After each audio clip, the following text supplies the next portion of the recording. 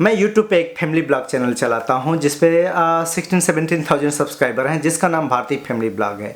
बहुत पहले किसी ने बहुत बुरा कमेंट किया था मेरे चैनल पे, बहुत ही बुरा। हर्ट तो नहीं हुआ था बट बहुत मेरा दिमाग ख़राब हुआ था, बहुत ज़्यादा दिमाग ख़राब हुआ था। मैं ये स्टोरी शेयर करने जा रहा हूँ और इस स्टोरी से रिलेटेड कुछ अपनी लाइफ की रियली बहुत interesting and emotional story share करने जा रहा हूँ। मेरी लाइफ का पार्ट है।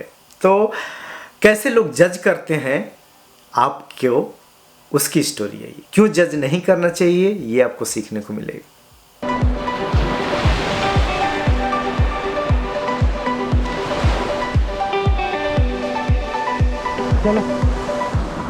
जब अपने फैमिली ब्लॉग पे मैंने अपनी स्टोरी शेयर किया था कि मैं कैसे यहाँ पे साइंटिस्ट बना या कैसे यूएस आया, या मेरे पापा की स्टोरी शेयर किया, माम की और मेरी वाइफ की स्टोरी शेयर किया, तो वो सब वीडियो बहुत पॉपुलर हो गई। उसमें लाखों लाखों व्यू है, आप जाके देख सकते हैं। हमारे चैनल का लिंक इस वीडियो के नीचे रहेगा। तो उस पर एक पर्सन का कमेंट आया कि तुम इंग्लिश तो नहीं बोल पाते हो ठीक से, तुम अमेरिका कैसे चले गए हो, लगता है गलती से अमेरिका चले गए हो। तो उस पर्सन ने मेरी वीडियो भी नहीं शायद पूरी तरह देखी थी, या मेरा कैरियर स्टोरी क्या है, या मैं क्या स्ट्रगल करके यहाँ तक पहुँचा हूँ, नहीं देखा था। तो मैंने उसको रिप्लाई किया मजाक में कि अरे यार, पहले अमेरिकन्स को ना बिहारी सिखाता हूँ, फिर उसके बाद बिहारी में बात करता हूँ। आई होप तुम अमेरिका में हो, तुम गलती से नहीं आए हो। उसने चिढ़ के मुझे कमेंट किया कि तुम बिहार के रिक्शा चलाने वाले लगते हो, ऐसे ही रहोगे, और कुछ गाली वाली दिया और बहुत गुस्सा आ गया। ये चीज़ मुझे बहुत ज़्यादा फिर लग गई सीरियस मुझे, क्योंकि तो मुझे लगा कि ये पर्सन मुझे लैंग्वेज से जज कर रहा है। यूएस में कोई भी प्रोफेसर, अगर हम पूरी तरह से इंग्लिश ढंग से नहीं बोल पा रहे तो कोई जज नहीं करता है।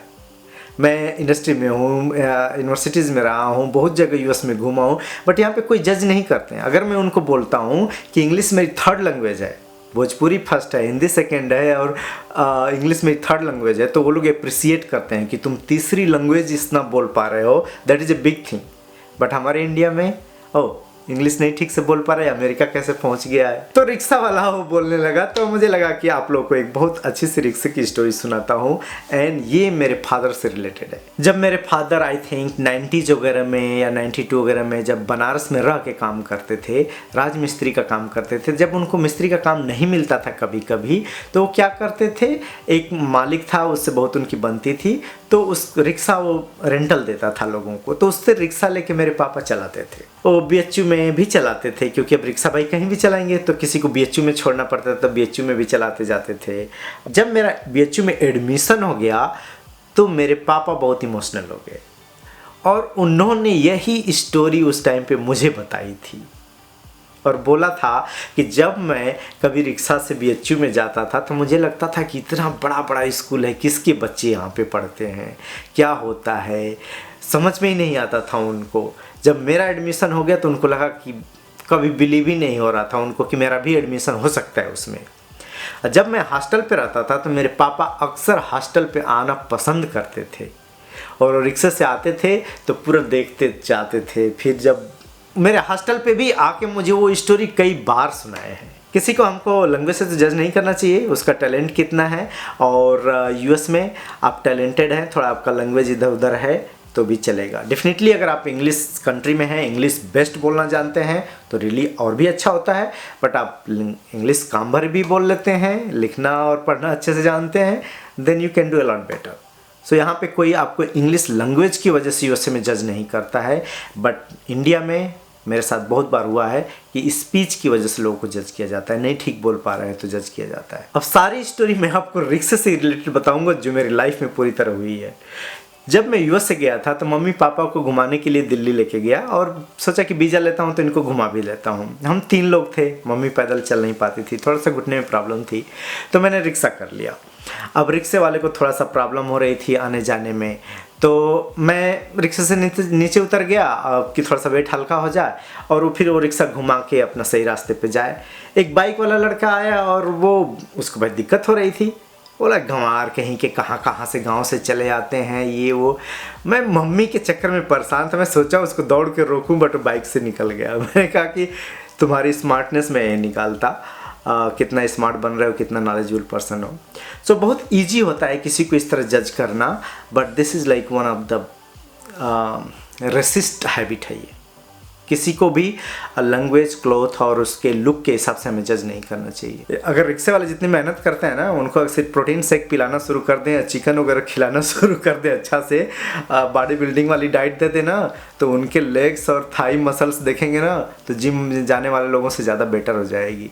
बट क्या करें, बेचारे दाल चावल खा के रिक्शा चलाते हैं। कितने टैलेंटेड होते हैं उसकी एक एग्जाम्पल लेता हूँ। तो जब बीएचयू में हम लोग रहते थे, कई बार रिक्शा वाले आ गए तो फन के लिए हम लोग रिक्शा चलाते थे, यार दे दो थोड़ा सा हम चलाएंगे। तो हम लोग फोटोग्राफी कर रहे थे, रिक्शा वाला आ गया तो बोले कि यार दे दो हम चलाते हैं।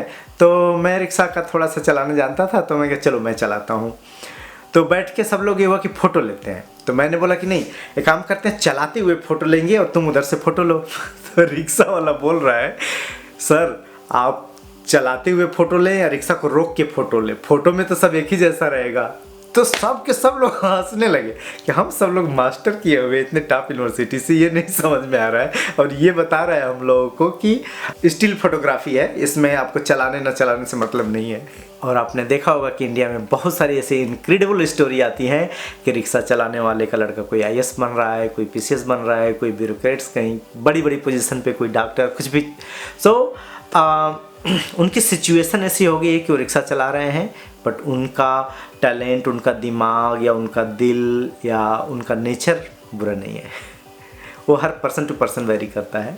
मैं तो अभी भी जाता हूँ रिक्शा से ट्रैवल करना, आई लव इट। और मैं इनक्रेज करता हूँ लोगों को कि जो भी इस तरह के छोटे छोटे रिक्शा वाले हैं या छोटे ऑटो रिक्शा वाले हैं, उनको प्रीफर करना चाहिए रदर देन कैब में जाने से या उबर बुक करने से। मैं कभी भी शर्माता नहीं हूँ, मुझे ज़रूरत पड़ती है तो रिक्शा वाले को धक्का भी देता हूँ। जैसे मैं पीएचडी में था, हम लोग 3 दोस्त थे। एक हमारा दोस्त था सायंतन परिया, जो आईआईटी रुड़की में असिस्टेंट प्रोफेसर है, या रुड़की में आईआईटी दिल्ली में असिस्टेंट प्रोफेसर है सायंतन परिया। और एक और लड़का था बंगाल में अभी, और मैं था। हम लोग तीनों लखनऊ घूम रहे थे और संतन की तबीयत ख़राब थी, तो बोला रिक्शे से चलेंगे।